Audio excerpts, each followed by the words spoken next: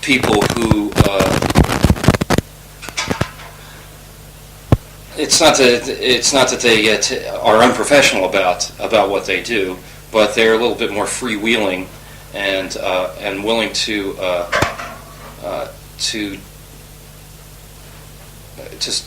kind of work towards a synthesis of the kind of the business-like impression that people have about computers, and a sort of very avant-garde artist's approach, and how can these things be merged in some ways, like.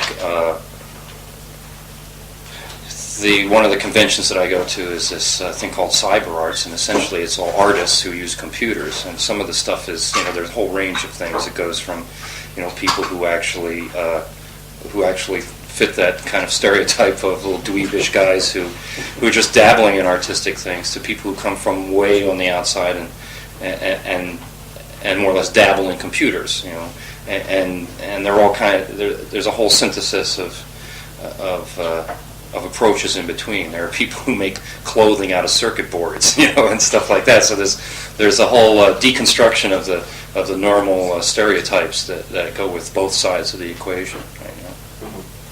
BK 的なイメージを抱くのは、人の自由なんだろうけど、he watches you release an album like Nearly Human. He sees you going on tour with an oldie but goodie like Ringo. Of course, you're obviously very active in your computer affairs. You're not spreading yourself too thin on all fronts, are you?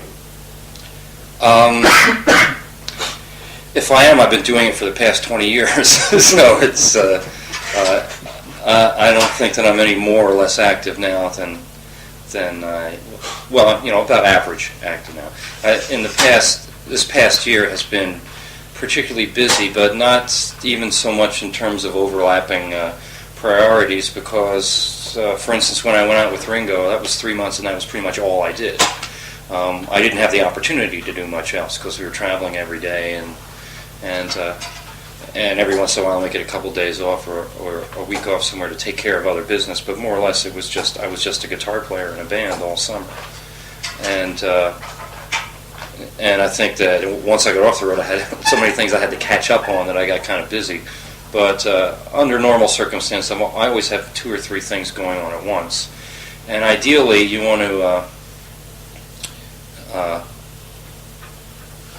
In some senses, it's an illusion, because what I really want to do is kind of give direction to some things and then not have to drive them there. In other words, involve other people, delegate responsibility, and get other people to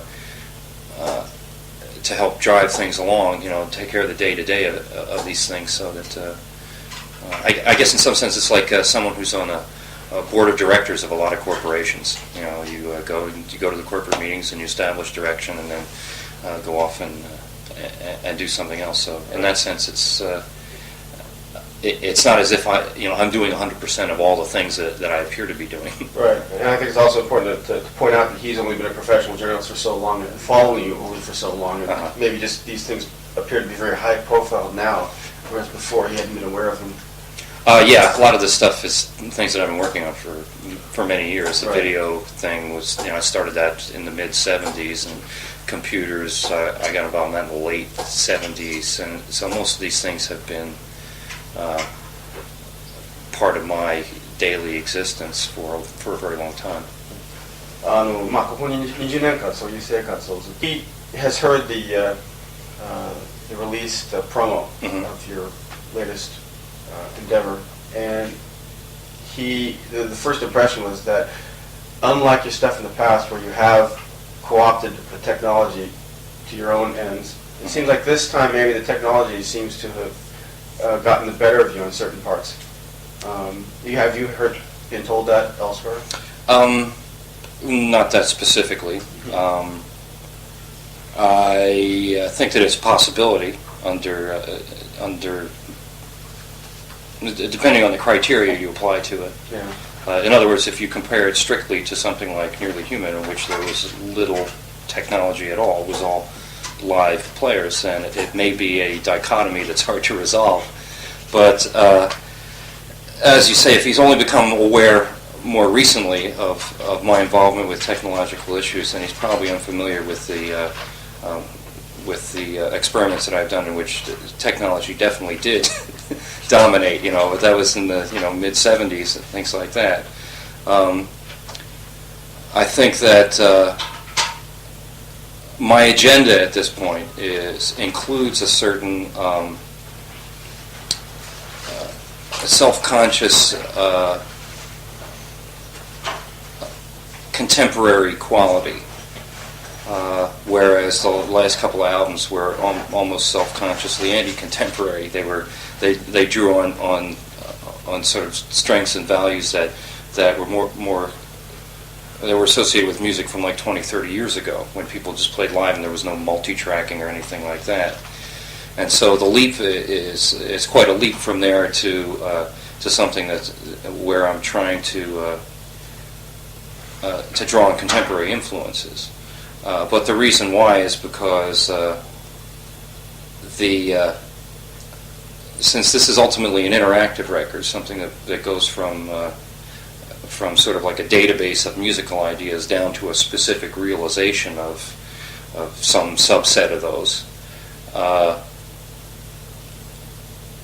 The project has to succeed on a number of levels. It has to have commercial appeal to a certain degree, because it does no good to simply sell this as an intellectual exercise. It has to be able to translate. It has to be able to expand the audience to a certain degree in several directions, not necessarily in a specific direction, not necessarily just towards a youth audience or something like that, but also to recapture the interest of people who may have made assumptions about the kind of music that I'm doing. And in that sense, there is a certain degree of self-conscious use of technology. There are these sort of techno parts of the record. All of that's designed to give us the broadest possible area of ideas to draw from when a concrete realization is actually made. When some specific number of ideas are used. So it's to put a cap on it, it's a subjective judgment, I believe, on anyone's part about whether the technology is running the show or whether I am.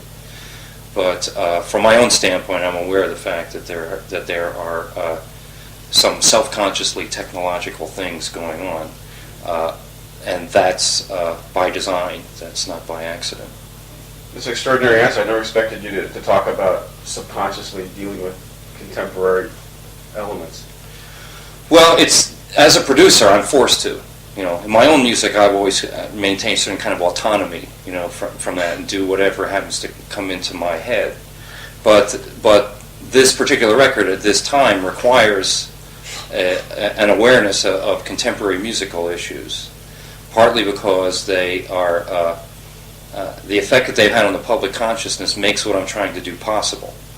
The fact that that sort of hip hop mixes and things where things are sampled and cut up and kind of put together sometimes in a non sequitur manner.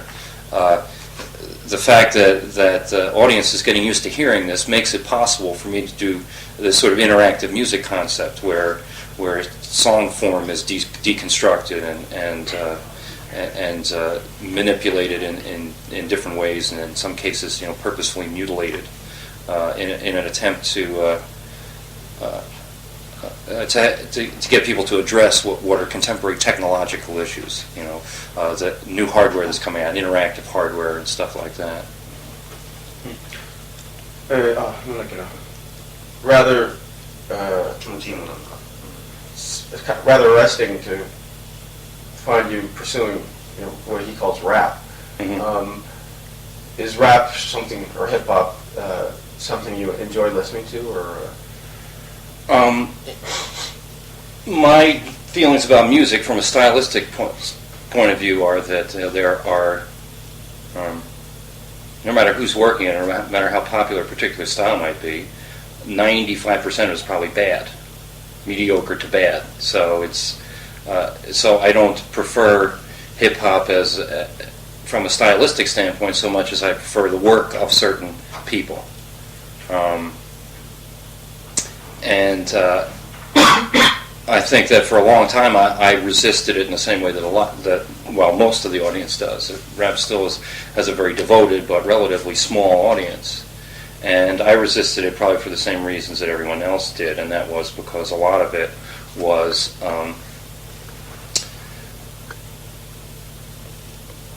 it dealt with a subject matter that just didn't appeal to me.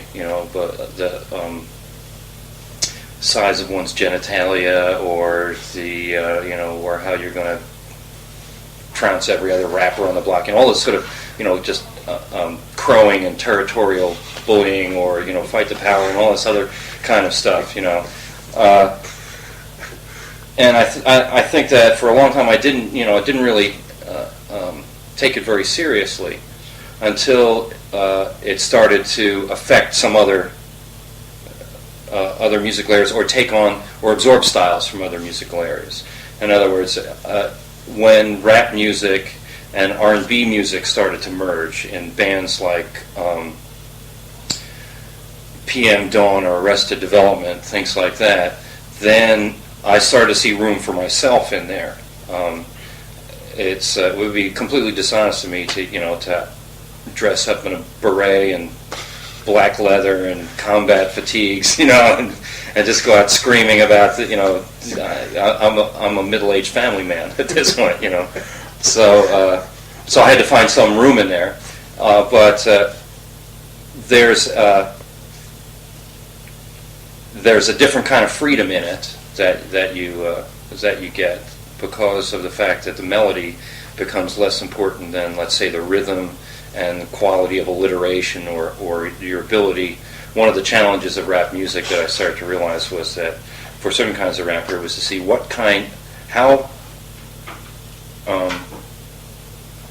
trying to find the most incongruous word to fit into a rap scheme, something incredibly long, anti-disestablishmentarianism or something like that. If you could figure out a way to get that in there, it was like you were scoring points. And so there are elements of that, words that sound stupid when you sing them, but when you speak them or put them in a rap context or form a rhythmic, some kind of a rhythmic motif to put them in, then it gives you certain freedom to say things and build lyric structures that you can't in a normal kind of melodic environment. So that was sort of what got me interested in it, and then of course I had to take the leap and try it, see whether it was fun, and whether I thought that it would effectively deliver or enhance the message of what I'm trying to do. And so in that sense, there's maybe only there's only maybe one song in the whole album where it's strictly rap, where there's no actual singing. So in most cases, it's a mixture of both, and usually the emphasis is more on the singing than on the rap part. And as to whether I'll continue to do it, it's hard to say. I do sort of enjoy the challenges of it. Building interesting rhythmic syncopations and stuff like that. It's different than trying to find a melody line that works for a particular lyric thing. So at this point, I think it will probably become one of the tools that I use in songwriting for a while. I guess interesting historical footnote would be that the sort of dynamic at work in the wordplay of rap is not unlike what you try to do with onomatopoeia, or else even the Gilbert and Sullivan that you did on right. God. Well, rap is not a new thing either. Right. It's just people take it as being strictly contemporary. But I remember the Last Poets of Harlem. It was just like drums and poetry, kind of shouted out in a very aggressive rhythmic manner, and that was like in the '60s, late '60s and stuff like that. So rap is not that new a phenomenon. It's just that its emergence as a major musical influence is something that's contemporary. Bill, you, I guess, commented in some interview somewhere that artists like Michael Jackson and Madonna sort of wield this, have this cult of personality in music. music is sort of a secondary thing. Mm-hmm. He was wondering, though, in your particular case, so the persona of the artist is, in your own case, is not that important anymore. It's more just output. Is that all that matters? Well, in my case, it's not that the persona is unimportant, but if the persona is perceived as following an essentially non-musical agenda while posing as a musician, that's the thing that I have a problem with. My records are not meant to depend on my willingness to promote them in order to succeed on a musical level. At least that's my intention. I mean, it may or may not be true, but since as he's well aware, the last couple of albums that I did were in some senses anti-contemporary and dealt only with things that I really wanted to hear and be party to. So I don't think that in my particular case the personality is completely unimportant, but I think for most people who follow my work, they realize that the personality is very much bound up in the musical explorations that I'm involved in, and not necessarily on a pose that has something to do with sex, or that I'm dangerous or bad, or something like that, Ultimately, I think that I can deliver on all the things that I claim to be involved in, like computers and video and things like that. I actually work in those. I don't simply exploit them. I understand the language of those things. I don't have to necessarily hire a consultant so that I can effectively operate in those areas and translate something that has nothing to do with them per se into those other media. I think my personality, in some sense, evolves from the media that I'm involved in, and in that sense, it's more difficult for me to figure out the personality aspect than it is to figure out the musical aspect. It's easy for me to come up with the music. The hard part is figuring out what I'm willing to do publicly to draw attention to the music. And I think that's the opposite of someone who essentially is a personality artist, who first says, well, what I'm going to do is I'm going to adopt this dominatrix persona, and take photographs of S&M photographs and stuff like that, and I'll put out a record that goes with it, and I'll hire some songwriters and producer, help me put it together, and essentially, sell an image. And I always hope to somehow find the image within the works that I've already done, and then figure out a way to draw attention to it. The last two albums you've stressed a couple of times were sort of anti-contemporary. Mm-hmm. Now you've gone full swing the other direction, mm-hmm. into the realm of high tech. What are the implications of this on your live performance, upcoming live performances? Will we be able to hear acoustic versions of your songs like you've done before? Well, those are issues yet to be resolved in some ways. I think it's dangerous to make a half commitment to what I'm trying to do. In other words, I think the likelihood of me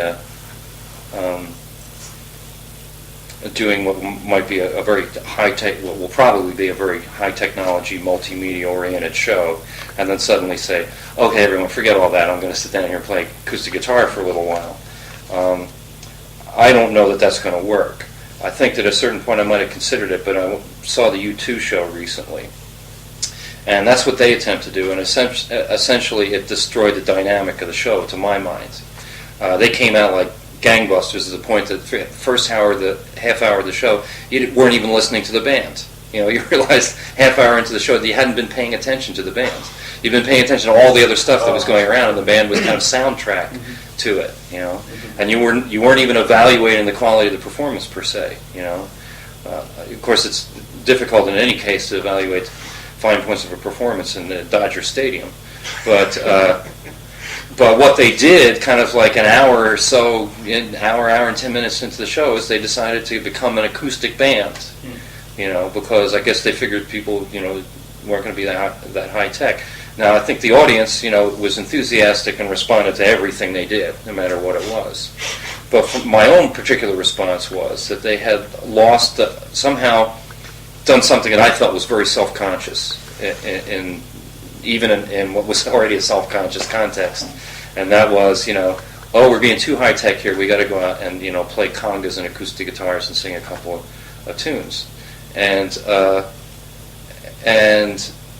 not that the songs were bad or that they wouldn't have been pleasing in another context, but in this particular context, I thought that it was not successful, And so I may be able to find a way to incorporate something that depends less on the technology into my show, but I don't want to have that sort of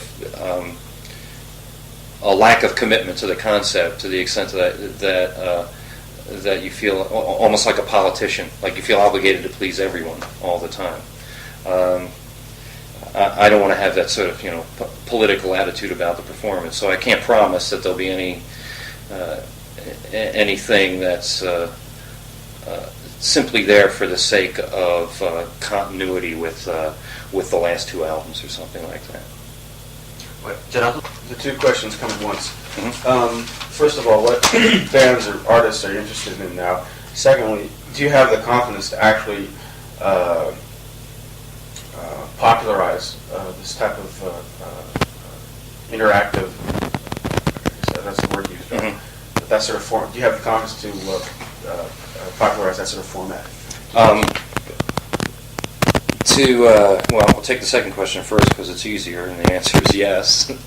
That I've made a public commitment to take the arrows in the back for this particular concept, for better or worse.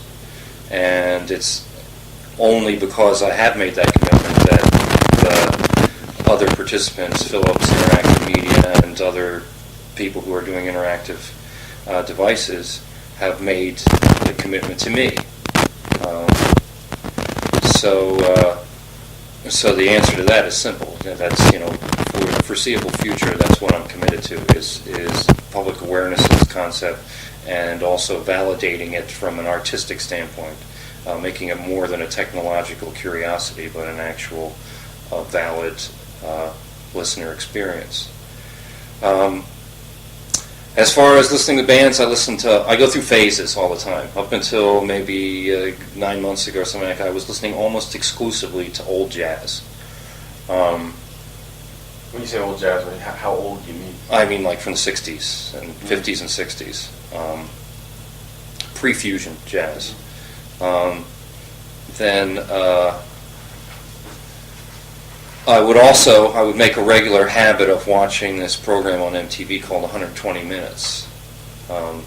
That's actually the alternative. It's the alternative. Yeah. It's like a 2-hour show on late Sunday night. Right, it's like midnight Sunday. It's like the alternative ghetto.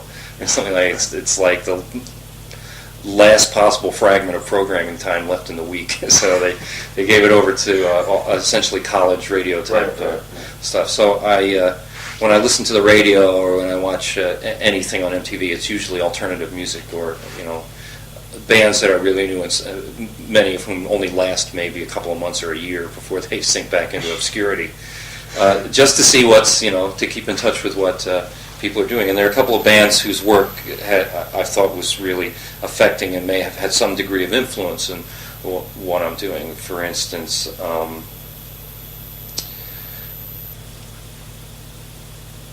Bands like Urban Dance Squad, Curve, nothing out of Manchester. Exclamation point. Exclamation point, yeah. Public Enemy, or PM Dawn, various kinds of more contemporary records that have a greater synthesis of ideas. Family Stands. Usually, most of what I listen to has either a high conceptual thrust to it or a heavy black influence to it. I don't listen to heavy metal at all. I don't listen to pop music or country music really at all. I don't listen to, white dance music, and I don't really listen to techno music that much. But I was in another band or another concept that I thought was really successful and that had a degree of influence on me was KLF as well, because it was something that was invented out of thin air, a very high concept aside from the music and the way that they. I think the KLF could be considered in some way a seminal influence on what I was doing, because they managed to recycle what they were doing in so many different ways that it made me think, well, why not be able to do this in real time? Why not be able to, have the record resynthesize itself, while you're listening to it, rather than have the band go back in the studio and mix it again for you to get a different version. So I kind of took that, what they had done, and combined it with the technical knowledge that I had to come up with this interactive music concept. Okay.